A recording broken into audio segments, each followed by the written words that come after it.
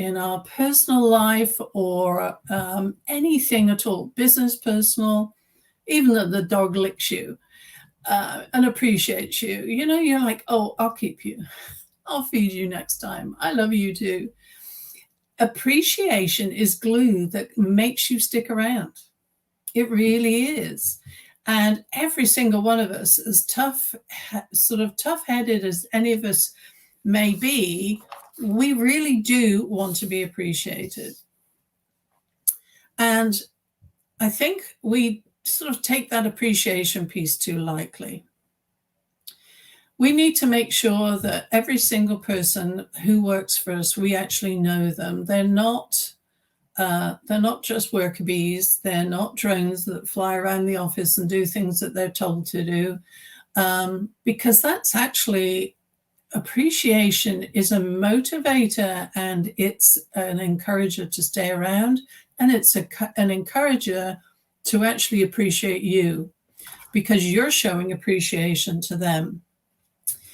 If you understand your people, make sure that you really do understand who they are, what they're doing. You're not going to become their best friend. And that's another thing to remember. You will know people. You will understand who they are. You need to know what their hot buttons are and what turns them off.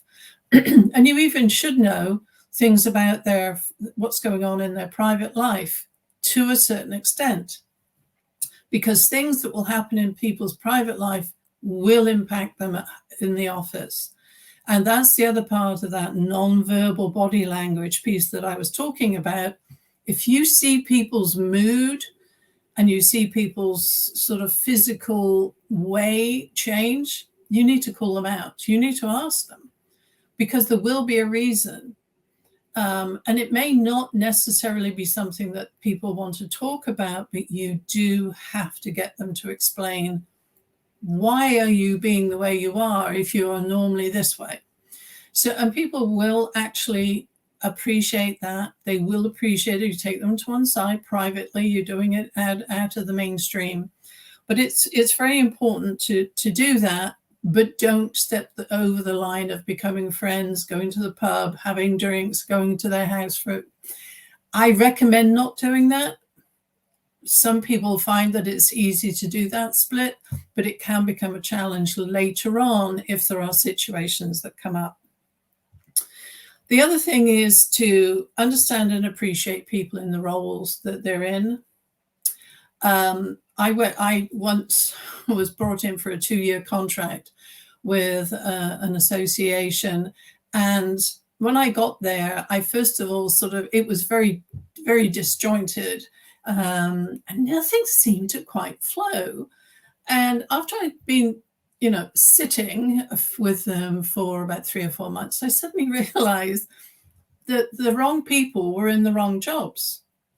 And, one of the philosophies, the best philosophies, is the right people at the right place doing the right thing at the right time. This was totally not that way. So I went about getting the right people in the right place, doing the right thing.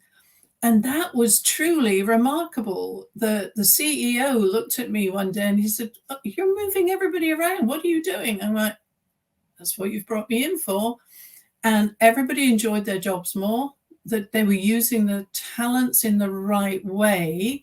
We were getting more productivity and we were achieving a lot. So don't be afraid if you see someone that they may have applied for the job, they may be sitting at that desk, or you've come in subsequently and you've just taken over the department. Review it if it isn't flowing and gelling. It really will work. I highly recommend that. And one final point, do reward your team. Do say thank you. It's on a multiple line. Just simply saying thank you can mean a massive amount, because so many bosses don't bother to do that.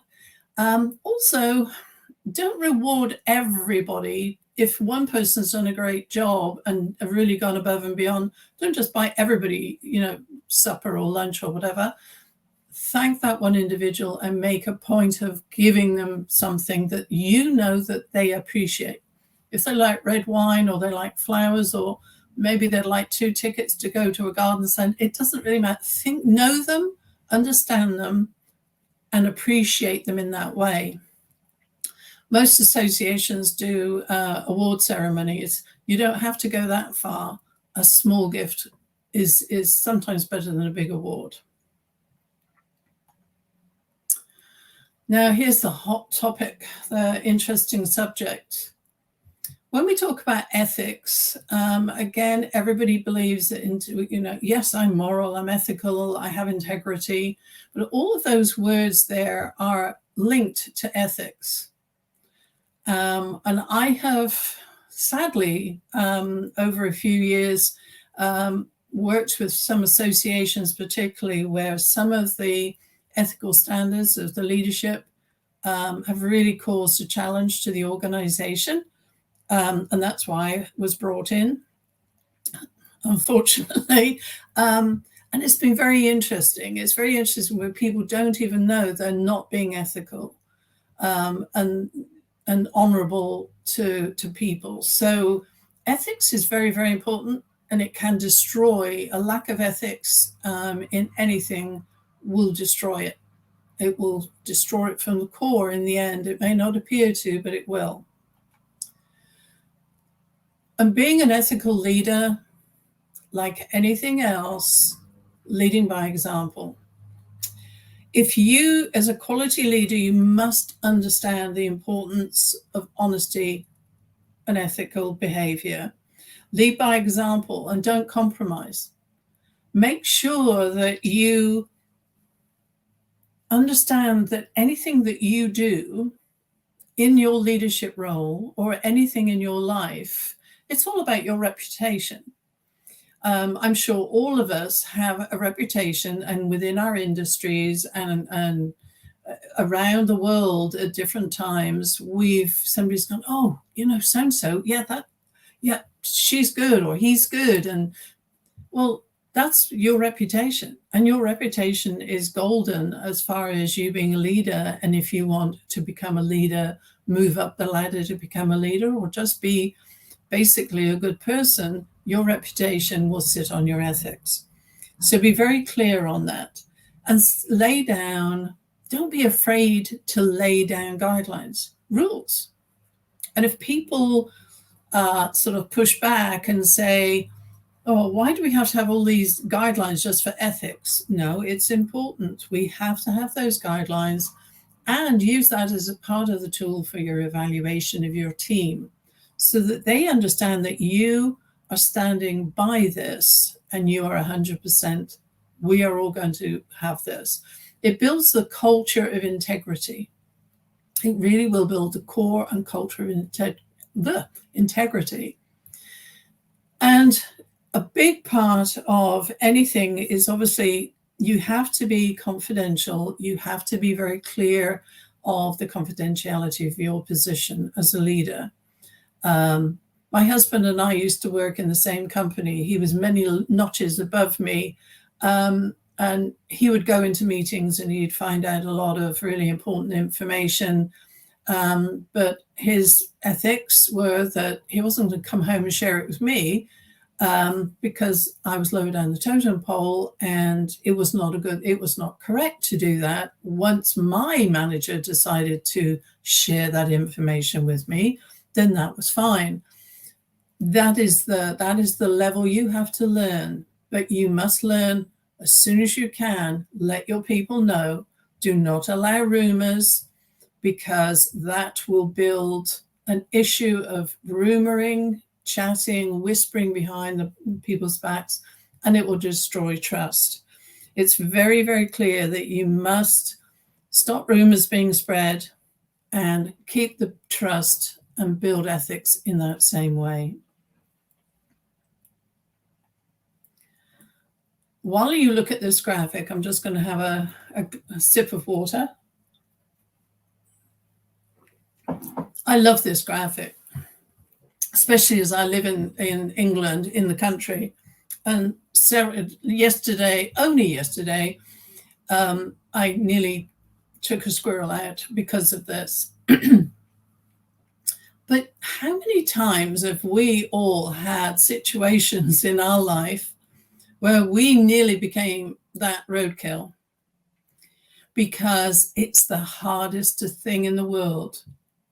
Right or wrong, you have to make a decision. Taking the initiative to lead is part of that, comes with a big badge. And it is, I'm going to make the decisions. The buck stops here. And that's exactly it. The buck has to stop with you. You have to be very clear with your team that at the end of the day, they have to provide you with all of the data, all of the information. You have to have that trust in them that they will give you that information. And then you are going to be able to make that decision. And they will appreciate that. You are going to take the information that they've given you, and you're going to have a clear perspective of the business goals because you know what you're doing as a leader. And at the end of the day, if it's the wrong decision, you're still going to be able to correct it. You know, as I used to work for someone who used to work for American Express, which is, anyone who knows American Express knows that it's a bit of a shark pit. And he said to me, he said, you know what, Sue, whatever I always want from all of you guys, he said, I need a decision. 9 times out of 10, it's going to be the right decision. The one time it isn't, nobody died. We can always correct it. And I think that's the case, because we don't want to be roadkill. We really don't want to have that situation of when we're trying to move forward and make business decisions. And a strong leader makes tough decisions. And if you get all the information from the team, involve the team in it, they're going to be part of it. And guess what? I can tell you now from experience, they will be right there, right beside you when you're going in to make the presentation, or you're going in to explain why did you do that. They'll be right there with you.